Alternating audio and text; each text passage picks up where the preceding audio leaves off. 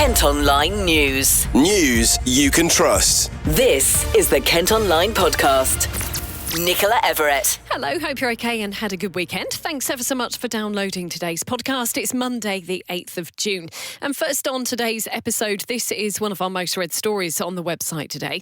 Bosses in Ashford have launched an investigation into a new build estate in the town following complaints from residents there. Now, people living in homes on Nightingale View in Hamstreet have reported cracked footpaths, dead trees and patchy dying grass. The developer insists it's working on a plan to get the area up to scratch. But the council say they're looking at whether any planning breaches have occurred. Well, reporter Louis Walker has been covering this story and joins me on the podcast now. Louis, thanks ever so much for being on the episode. So you've spoken to residents in a bit more detail. Can you tell us what some of the issues they've been dealing with are? So people began moving to Nightingale View in Hamstreet near Ashford in 2023, excited about the quiet village setting, with some even snapping up properties off plan. But for more than 2 years, householders have bemoaned issues with the site's landscaping, including cracked footpaths, dead trees and patchy and dying grass. An amenity area with benches and bins has also not been installed, which residents say is another example of basic infrastructure yet to make it to the site. All in all, they were promised a dream house in a lovely landscaped environment which would form a natural extension to the village. But it's now a bit of a nightmare for everyone living there. And how much have residents been paying in service charges, Louis, and what does that actually cover? Yeah, so last month, maintenance of the estate was transferred to Gateway, a property management firm based in Essex.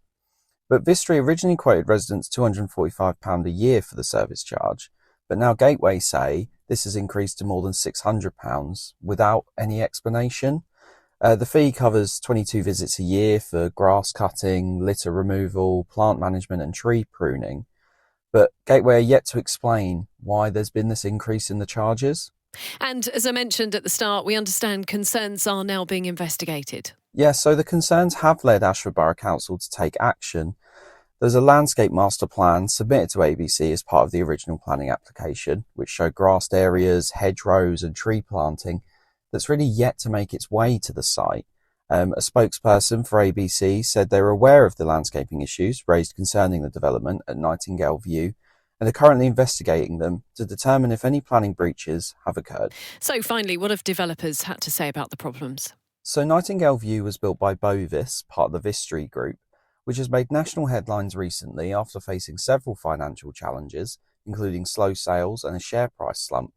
But the developer insists it's working on a plan to get the 80-home estate up to scratch, footing the bill for all required fixes. They say their focus now is to bring the development up to the intended standard, recognising that some residents are disappointed with the landscaping and that it's not met their expectations. Vistry say they'll fund all necessary remediation, including replacing any dead or missing trees and resolving wider landscaping issues. And again, a spokesperson for Vistry confirmed residents will not be asked to cover these costs.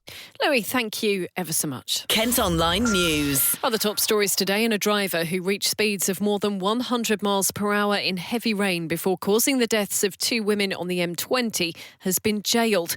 The victims have been standing on the hard shoulder of the coastbound carriageway in October 2022 after another vehicle had aquaplaned. They were hit by Bilal Tahir's BMW. What's your first name, please? Bilal Tahir. Bilal? Bilal, yeah. Do you have your phone, Bilal? Yes, I do. Can I have that? Shut.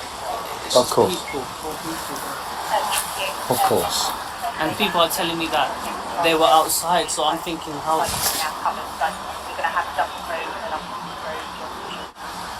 And what vehicle were you driving? On the right? Okay. Is that BMW? Okay. Was there anyone travelling with you today? The 29-year-old from South Gypsy Road in Welling has been locked up for 15 years. A Northfleet man who made threats and sent abusive messages to his former partner has avoided going to jail. A court heard Daniel Hill contacted his ex on Instagram 6 years after they'd broken up. The 21-year-old from Tooley Street has been given a 12-week suspended sentence and a 5-year restraining order. Following the collapse of a Kent fashion retailer, administrators say they're still investigating the company's his finances. Thousands of customers were left out of pocket when Canterbury-based Limited collapsed in November last year. A report says company computers and accounting software has been reviewed, along with bank and credit card statements. Now, a new group's been set up to provide support for thousands of unpaid carers in Kent. The County Council say they want to bring people from different backgrounds together and give them a voice. Drop-in sessions are being held at libraries in Ashford and Dartford to provide advice. We've been hearing about some of the challenges carers face as we mark a National Awareness Week. Lucy's been chatting to Naresh Kantnoria, who's the service manager for Carers First in Medway. Each year there is always a theme, and this year it's all around building carer-friendly communities. So the idea is to actually raise the profile of unpaid carers and actually getting all organisations and service providers, voluntary organisations and community groups to start having the conversation in trying to identify carers, support carers, and just put on some fun activities and just raising the awareness throughout the communities, really. How important is it to have this awareness week, for people who are carers, but also people who might not realise that they're carers and that there is support out there? Yeah, I think that's really important, because I think people don't realise that they're actually a carer, and also sometimes people don't want to recognise themselves as a carer because I think they feel they do this anyway because obviously they're looking after their loved ones. They feel it's part of their role. They're my husband, they're my child, or a friend or a neighbour, and I think it's really, really important. We know that there's something like over 25,000 unpaid carers that are not recognised in Medway. With Carers First, we work with roughly around 5,000 in Medway, so we are no way reaching all the carers that need our support. We know that carer support is worth something like 184 billion a year, which is the equivalent of a second NHS, and we just want the government to provide that support. We know they've already raised the carers allowance now this year, and also carers now do have rights in the workplace as well in order to take leave to support their loved ones with appointments. So it's just raising that profile across the communities and with all service providers, whether it's businesses, voluntary organisations, and including schools and universities as well. Young carers are also being celebrated for the work they do looking after loved ones. Support advisor Charlotte Backshell has been telling Lucy about some of the challenges they face. Most definitely, probably top of the list is education. We have a lot that are home educated, but for the ones that are in school, their attendance is quite low, so they have a lot going on outside of school. So they don't get the same outcomes with regards to exams and things like that if they've got a really low attendance. So that's a big challenge.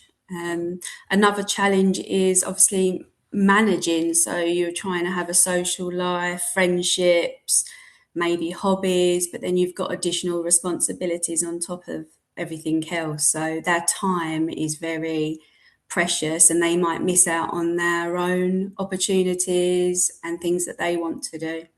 What are some of the kind of common situations where a young person might end up being a young carer? There are many, to be honest. They may even be born into the situation, so they don't know any different. So they're the ones that we really need to make sure that we're aware of and that they are aware they're a young carer because they're not aware of support as well. So. Yeah, I imagine that's quite difficult. If it's sort of just the life they're used to, they might not realise that their life is different to other young children. And another big one is helping somebody with emotional support. So they might not see that as a physical caring role. A lot with siblings with additional needs as well. They don't realise quite a lot of their day is helping support that person emotionally. It's actually been released in the new Ofsted guidelines that young carers are recognised in school. So it is part of what Ofsted go in and look for. All the schools are aware because this year we've had a massive increase of schools contacting us direct. We've been going in, giving presentations and how to recognise young carers, because any member of staff or any person could put a young carer forward. So I had a caretaker once that approached me and said, I believe this young person's a young carer. And I said, oh, how has that come about? And she said both her parents arrived in wheelchairs for their parents' evening. So just from that was the caretaker that ended up referring that young person.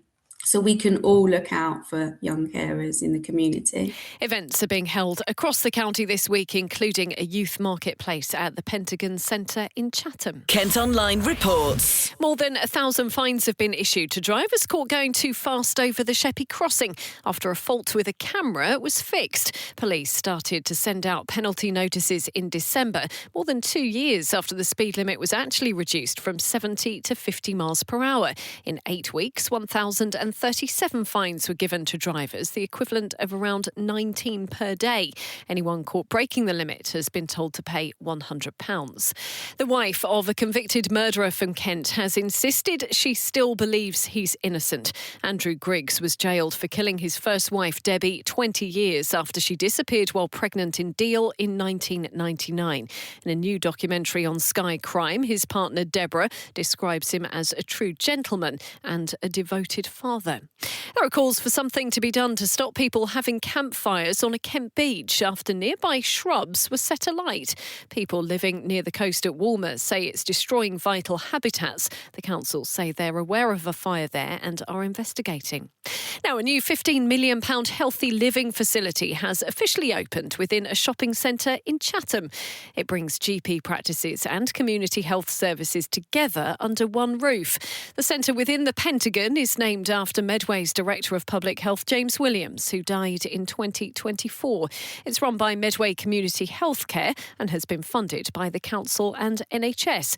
Well, let's hear first from Adam Doyle, who's the boss of the Kent and Medway Integrated Care Board. Often our patients tell us we really need to have access to is what happens next. I've seen my doctor, I now need to see my physio, and this provides a one-stop area for all those needs to be made. Peter Mears is a physiotherapist who works there. It's on a main bus route, it's easy for people to get to, it's local to the people that we need to serve. So I think accessible is important, but I think that it's so exciting to be able to offer a high-spec facility to the people of Medway when that's not always been what we've experienced. Councillor Theresa Murray is deputy leader of the council, who also oversees public health and social care. 40% of all falls that happen here.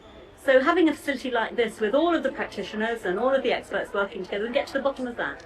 We can think about why that is and what each one of us as partners can do to change it and make it better. Kent Online reports. There are plans to turn a former gym and boxing club in Dover into flats. Developers have submitted an application to renovate the ground floor of Ladywell Annex into 6 apartments. The Grade 2 listed building originally formed part of South Kent College and is near the recently renovated Maison Dieu. Elsewhere, work started on a controversial new McDonald's in the town. It is being built at the corner of Walcomer Street and Townwall Street on the edge of the Dover Castle Conservation Area. Bosses say it'll create up to 120 jobs. A preschool in North Kent that's run by a charity is celebrating its 50th anniversary. The Owl Preschool in Northfleet was first set up as a playgroup by the head teachers of Shears Green Junior and Infant School. It was donated a building in 1991 and actually featured on a DIY TV show as it was renovated. Bosses are planning a party later this month. And finally, a Kent town has welcomed its first ever Pokemon shop. Country Cards in Snodland has been launched by 2 electricians who bonded over their love of Pokemon cards and country music. Reporter Ellie Hodgson has been chatting to Keith Blackman and Matt Gibbons. I look at it as a hobby still. Yeah. I just look at it as a hobby. Obviously, it is a business. It needs to be run. Obviously, bills to pay, staff to pay. But for us, I don't look at it as work or a business. We still wake up, don't we? Yeah, and it's just we get to get up and do what we love every day. Where did the idea to actually open the shop start though? On the antique store that we started putting in like little Korean packs, Japanese packs, and it just built from there. People coming up to us, messages on social media saying, "Oh, can you get this? Can you get that?" Obviously, we couldn't put all the big stuff in there, hence why we've now expanded to a shop. But yeah, it just went from like 0 to 100 in a couple of weeks. Yeah. Which was great. But obviously that demand is still there for what you see around us now. Somewhere people can come and just chill as well and do their binders and for Pokemon. Try and keep as much stock as we can, all the sets for people. And yeah, just somewhere calm for them to come and do their hobby. It's opened on the High Street. Kent Online Sport. Cricket, and Kent have been beaten by Sussex Sharks in the T20 Blast. They only managed a score of 133 after batting first at Hove. Sussex reached the target with 16 balls remaining. The Spitfires are now 4th in the South Group table. And former England footballer Joe Cole has made a surprise appearance at a pub in Margate. He turned up at the Lord Byron to watch Saturday's World Cup warm-up game with fans after Bosses won a Samsung competition. England beat New Zealand 1-0 thanks to a goal by Harry Kane. Well, that's all from us for today. Thanks ever so much for listening. Don't forget you can follow us on socials, plus you can get details on the top stories direct to your email each morning via the briefing. To sign up to that, just head to kentonline.co.uk, and whilst you're on the site you can also subscribe to Kent Online Premium.